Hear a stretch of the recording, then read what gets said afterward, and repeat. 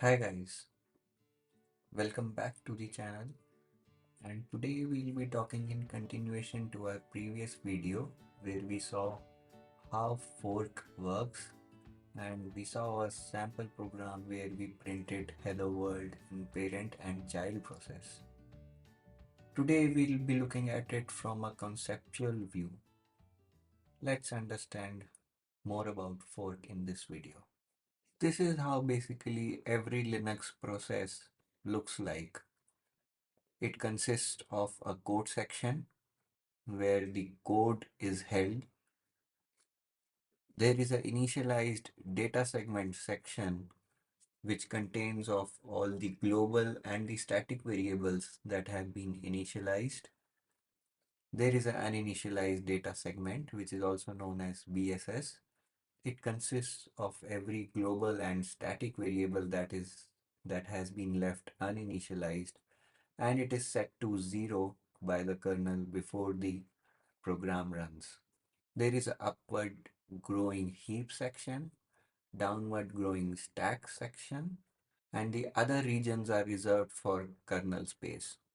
This is the user space that I have drawn here. Whenever a process invokes fork, it is instructing the OS to create an exact clone of itself, which means the kernel section, the stack section, the heap section, uninitialized data segment, initialized data segment, and the stack section are copied from the parent process. Whatever is there on the stack goes into the child process as well. Whatever is in the heap for the parent or the BSS or the initialized data segment is copied as it is to the child process. So if we have a variable, say I, lying somewhere in stack section set to maybe 32, the same variable will also be present in the child process and its value would also be 32. But both of these variables are independent from each other. If you modify the value of I in child's process to maybe 40, the parent's I still stays to be 32. Let me explain it to you with an example program. I am taking a variable on the data segment and initializing it to a value of 100. I'm also taking a variable on the stack section inside the mainframe and setting it to a value of 200. Now I'll be doing a fork and collecting the return value in child PID variable. I can branch on the basis of the return value. It will be 0 in the child process and it will be the child process ID in the parent process. I'm updating both the data segment variable and the stack variable and adding 5 to both of them. After fork, both of the processes would execute independently from the point where the fork returns. They would execute switch case and reach the printf where both of them will print the process ID, the data segment variable, and the stack variable. Let's see what printf looks like.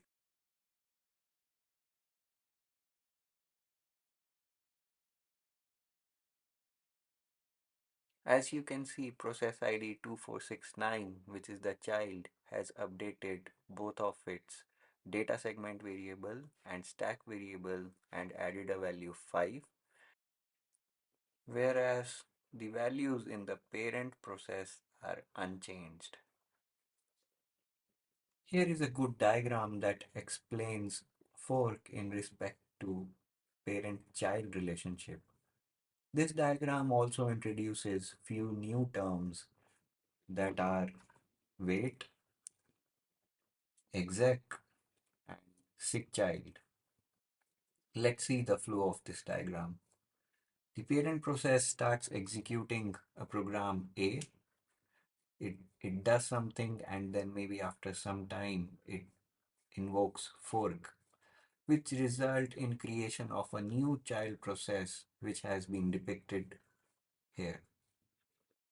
Both of these processes now continue execution and perform actions independently. The parent here has invoked wait, and its execution would now be suspended until child terminates. I'll talk in detail about wait in some other video. For now, let's understand wait as a mechanism by parent to know the termination status of its child. The child is seen executing actions here, and at this point it has invoked exec, and it now runs a new program called B. There will be separate videos on exec, but for now let's understand exec as a way by which a process can execute new program. The program A now has been replaced by B, and at the end it has invoked exit. As soon as child invokes exit, it has terminated, and kernel then restarts the parent process, which was suspended after invoking the wait system call. The parent can now continue its usual course of action and maybe terminate at the end. Here are a few points to remember about fork. This is how the function signature looks like. The return value is a process ID, but it has different meanings in parent and the child. In parent, it would return the child process ID, whereas in child, it would return 0. Execution in both the program continues from the point where the fork returns. Just at the start of this video, I showed you how a process looks like in Linux. And when a fork is invoked, the entire process memory is copied and a new cloned process is created. The parent process has a register called instruction register. So if the instruction register is on, say, line number 8, where fork has been invoked, in the child as well, the instruction register would be set to 8. And once fork completes, it would move on to the next instruction. That would be instruction 9 in both the parent and the child process. That is why we say execution in both the program continues from the point where the fork returns. Let's also understand how file sharing happens. To open a file descriptor, we invoke open system call, which gives us a file descriptor to a file. But this file descriptor is not actually pointing to the file. It points to some entry in a table maintained by the kernel that has list of system-wide file descriptors. If we initialize a fdx in parent, it would point to the file table entry in the kernel maintained table. Similar is the case for file descriptor y. Once this parent process invokes a fork, a exact same replica is created, and it would also contain a file descriptor x and file descriptor y. They would also point to the file table entry maintained by the kernel. This file table entry in turn points to the actual file. So we can see both the file descriptor x in parent and child would be pointing to the same file.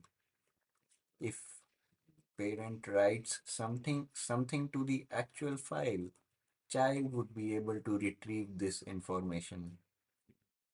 If parent writes something to the actual file, the offset is also updated in the file table entry. And since this file table entry is being shared by the parent and child would continue writing after the new offset and would never overwrite what parent would have written.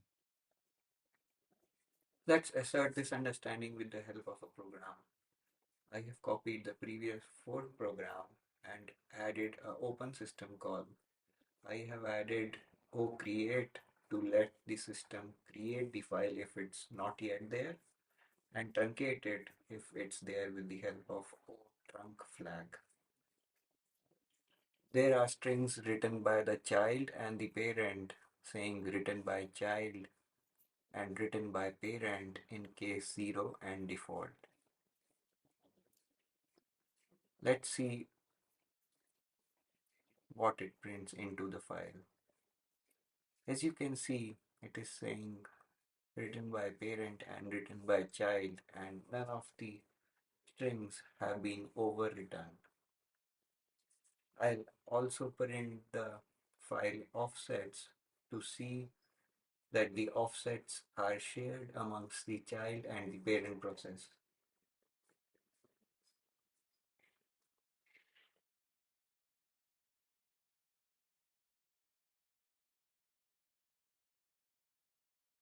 The file offsets are being updated dynamically.